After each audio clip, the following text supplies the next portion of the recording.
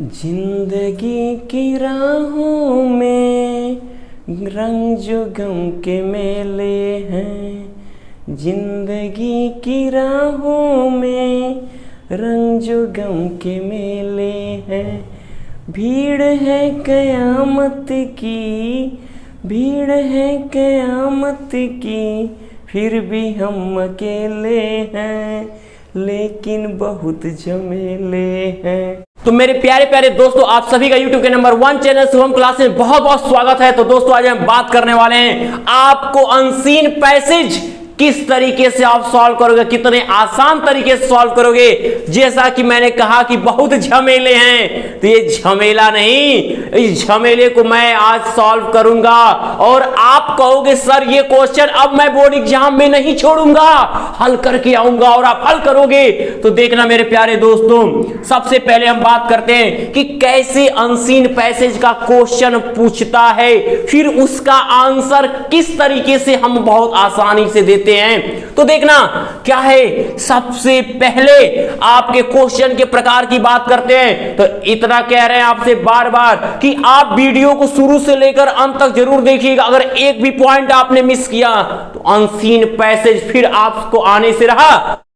उससे पहले एक इम्पॉर्टेंट अनाउंसमेंट अनअकैडमी की तरफ से, अगर आप नीट की प्रिपरेशन कर रहे हो 2021-22 की, तो अनअकैडमी आपके लिए का रिवीजन कैंप, जिसमें 14 दिसंबर से 17 दिसंबर तक आपको बहुत सारे एजुकेटर आपके सभी चैप्टर्स का रिवीजन कराएंगे। आप क्लास 10 के स्टूडेंट हो तो सुबह 9 से 12 बजे तक 18 दिसंबर का आपका चलेगा। अगर आप क्लास 11 के स्टूडेंट हो तो 18 दिसंबर को 2 बजे से 5 बजे तक चलेगा। और अगर आप क्लास 12 के स्टूडेंट हो या 13 के स्टूडेंट हो तो 19 दिसंबर को दोपहर 2 बजे से 5 बजे चलेगा। आपका कंप्लीट रिवीजन होगा। जितने भी स्टूडेंट इस वीडियो को देख रहे हैं, डिस्क्रिप्शन में आपको लिंक प्रोवाइड करा, उस लिंक पर क्लिक कर आप इसमें इनरोल कर सकते हो और बहुत सारे प्राइजेस भी जीत सकते हो। ठीक है, इनरोल करने के लिए वहां पर आपसे एक कोड मांगेगा। कोड पे आप जो स्क्रीन पर आपको कोड दिख रहा है शुभम@12, इस पे जैसे ही डालोगे आप इस सभी क्लासेस बिल्कुल फ्री में अटेंड कर सकते हो। ठीक है, तो जितने स्टूडेंट देख रहे हैं डिस्क्रिप्शन में लिंक है, वहां जाकर इसे इनरोल कर लो। आज के इस वीडियो को शुरू करते हैं। तो चलिए इस unseen how to solve unseen passage कैसे हल करें, क्वेश्चन के प्रकार कौन समझते हैं, क्या दिया है हमने लिखा है आपके सामने क्वेश्चन के प्रकार और हल करने का तरीका। तो आपके सामने सबसे पहले है सामान्य क्वेश्चन। सामान्य क्वेश्चन का अर्थ क्या मेरे प्यारे बच्चों? सामान्य क्वेश्चन से मतलब है ऐसे क्वेश्चन जिसको जब हम पढ़ें और तुरंत उसका जवाब आ जाए। जैसे सपोज दैट आप अपने मन में एक कहानी ले लो, आप अपने मन में एक छोटी सी कहानी ले लो और उसमें कहो कि एक राजा था, उसकी 3 पुत्री थी, वह उज्जैन में राज्य करता था। वो राजा ने अपने पड़ोसी से झगड़ा किया। अब मैं आपसे पूछूं इतने ही क्वेश्चन में बच्चों, आप बताओ राजा की कितनी पुत्रियां थी? आप कहोगे सर 3। यानी इसका क्या मतलब है? इसका मतलब यही है कि जवाब एकदम शानदार और छोटा, यानी कैसे, कौन और क्यों, ये है सामान्य क्वेश्चन। तो एक बार पैसेज को रीड करने के बाद हम इस सामान्य क्वेश्चन को पढ़ते हैं और समझते हैं। आपको बात करते हैं जिस सामान्य क्वेश्चन हमने कह दिया। अब आप कहोगे सर आपने ऐसा कहा क्यों? तो मैं आपको बता दूं, दूसरे टाइप का क्वेश्चन पूछता है कि अपोजिट और सेम वर्ड, कि आप क्या करिए इसमें बताइए कि इसका जो है सेम की इसमें आए गए लाइन जितने पैसेज के हैं उसमें सेम वर्ड किसका निकलता है, आप पढ़ोगे। अभी मैं इसका तरीका बता रहा हूं, पहले क्वेश्चन समझ लीजिए किस टाइप के क्वेश्चन आएंगे। क्वेश्चन जानोगे तभी तो आंसर देने ना आपको आए। तो देखो आप बात करते हैं टाइटल, और इसका क्या पूछता है? टाइटल पूछता है कि जो पैसेज दिया है उसका क्या सुटेबल टाइटल होता है। मैं अभी उसको भी क्लियर करता हूं कि टाइटल क्या हो सकता है, कैसे तुरंत आप टाइटल का पता कर सकते हो। और समरी, जब एक बार उसकी समरी क्या होगी, पूरा पढ़ने के बाद कैसे सॉर्ट करते हैं, सब कुछ आपको हल करने का तरीका आप जो देख रहे हो मैं उसमें आपको भी क्लियर करता हूं। इसलिए आप एकदम अच्छे से मेरी बातों को सुनते रहिए। आज जो झमेला है वो पूरी तरह से हल होने वाला है। अब बात करते हैं फ्रेज की। कभी कभी क्वेश्चन आपसे ये भी पूछता है कि बताइए इसके क्वेश्चन क्या होंगे, इस फ्रेज के क्वेश्चन कैसे सॉल्व होंगे, क्या इसका अर्थ होगा, इसका अर्थ क्या होता है, इसका यूज करिए। तो अब आते हैं आपके, ये तो क्वेश्चन के टाइप और ये रहे हल करने के तरीके। देखिएगा सबसे बड़ी बात, हम आपको बता दें कि हल करने का तरीका क्या होता है।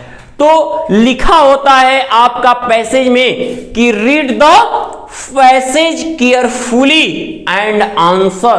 पैसेज के ऊपर क्या लिखा रहता है? Read the passage carefully and answer the question that follow. और जो आगे दिए गए प्रश्नों का क्या करिए? आंसर दीजिए। लेकिन आपको मालूम भी है कि ये जो चीज है ना, ये लिखा होता है रीड द पैसेज, लेकिन मेरे प्यारे बच्चों ये अब मेरे पॉइंट ऑफ व्यू से अगर मैं कहूं तो ये क्या है? एक तरीके से ये गलत है। क्यों आप जब पैसेज को लगोगे शुरू में ही पढ़ने, पढ़ के उसका आंसर देना चाहोगे तो होगा क्या? आपने समय बर्बाद कर दिया, फिर क्वेश्चन पढ़ोगे, तब तक समय नष्ट हो गया आपका। तो आपको टाइम की वैल्यू आपको देखनी है। तो सबसे पहले यानी यहां होना क्या चाहिए था कि read the question, read the question सोचिए। यानी आप यहां जो लिखा है वो सही है, गलत नहीं है, लेकिन आपके मन में हल करने का तरीका ये होना चाहिए कि रीड द क्वेश्चन, क्वेश्चन को पढ़िए। यानी आपको पहले क्या करना है? सबसे पहले क्वेश्चन रीड करना है। तुरंत जवाब आपको पहले जो सामान्य क्वेश्चन है, जो जनरल क्वेश्चन है, उनके जवाब आपके सामने होंगे। अब आप जैसे ही क्वेश्चन को पढ़ते हो तो क्वेश्चन पढ़ने के बाद क्या लगेगा? जैसे मैंने कहा ना कि राजा की कितनी पुत्रियां थी, तो आपने बताया 3। जब वो तो हिंदी था बता दिए, इंग्लिश को डीपली पढ़ने के लिए जरूरी नहीं कि हमको इंग्लिश का सब अर्थ पते हो।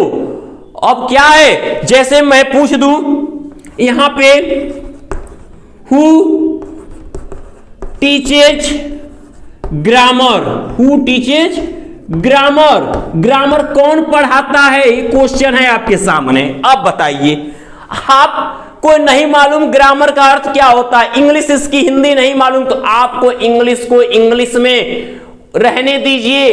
क्यों परेशान हो कि हमको तो अर्थ आ ही नहीं रहा है, हम क्वेश्चन नहीं हल कर पाएंगे, हम आंसर नहीं बता पाएंगे। बताओगे, बहुत आसान तरीके से बताओगे। क्या करोगे? जो हु है, आपको पता है ना हु का अर्थ कौन पढ़ाता है?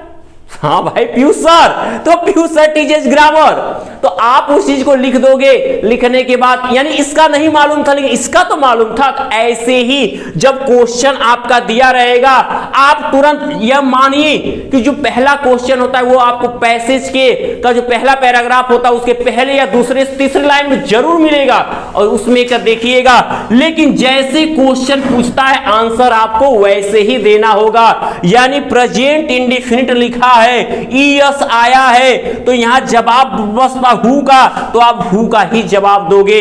कॉम्प्रिहेंशन या अनसीन पैसेज सब एक ही है, तो आप वैसे ही जवाब देके फुल स्टॉप कर दोगे।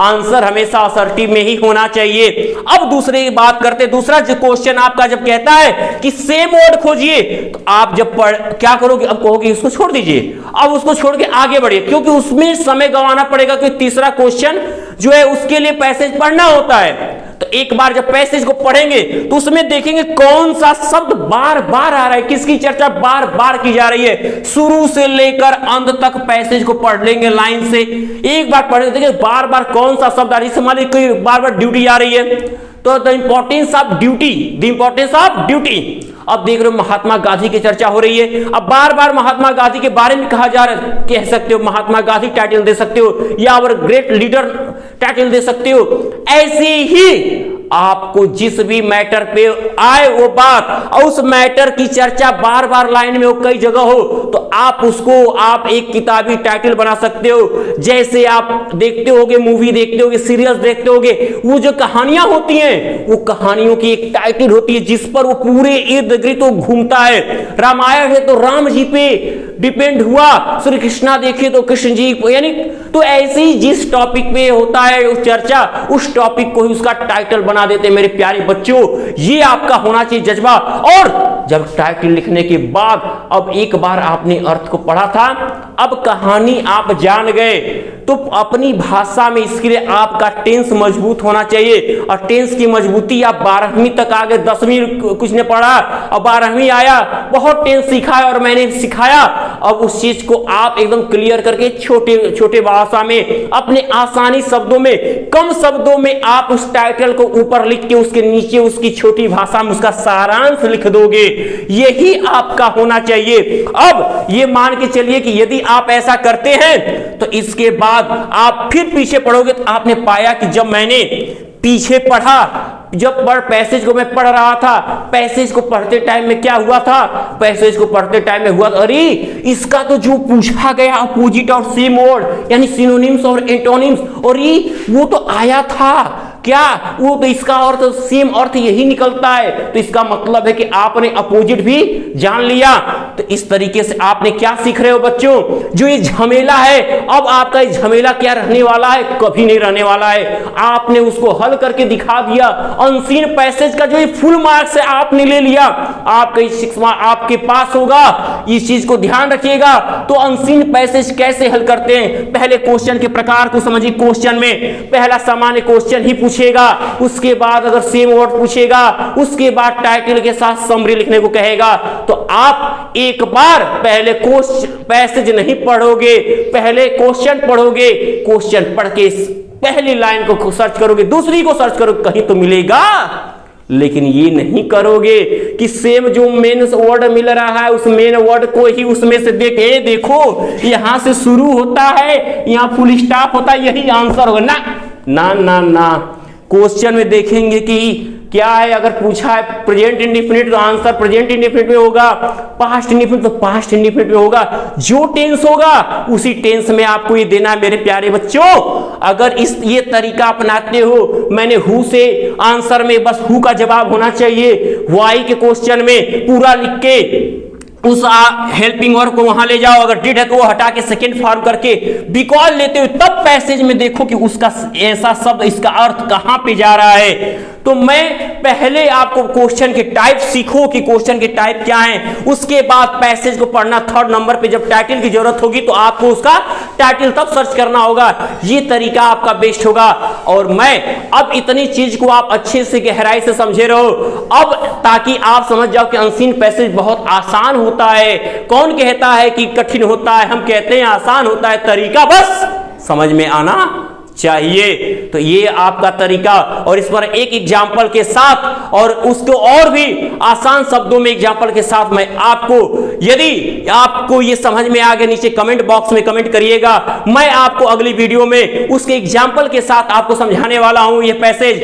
तो उम्मीद करते हैं मेरे प्यारे बच्चों की आज की वीडियो आपको बहुत पसंद आई है, और यदि आज की वीडियो आपको पसंद आई है तो ज्यादा से ज्यादा इसे लाइक और शेयर करते रहें। और एक बात और, जिस भी बच्चे ने अभी तक जिनका छूट गया रिवीजन, वो रिवीजन अगर करना चाहते हैं तो नीचे डिस्क्रिप्शन बॉक्स में मैंने लिंक प्रोवाइड कर दिया है। उस डिस्क्रिप्शन बॉक्स के लिंक को ओपन करके आप उस वीडियो को देख सकते हैं और अपने सिलेबस को कंप्लीट करके ये रिवीजन कोर्स जो चल रहा है आपके लिए बहुत बेस्ट होगा। और अभी भी जो विद्यार्थी रह गए हैं, वंचित रह गए हैं कि उन्होंने अभी चैनल को सब्सक्राइब ही नहीं किया है, तो नीचे वीडियो के नीचे रेड आइकन में सब्सक्राइब का बटन दिख रहा है, उसे सब्सक्राइब कर वीडियो का नोटिफिकेशन लेते रहें और अपने एग्जाम के लिए बेस्ट तैयारी करते रहें। अब आपका सभी झमेलों को दूर करने के लिए शुभम क्लासेस की टीम तैयार है। तो मेरे प्यारे बच्चों, तब तक के लिए गुड लक।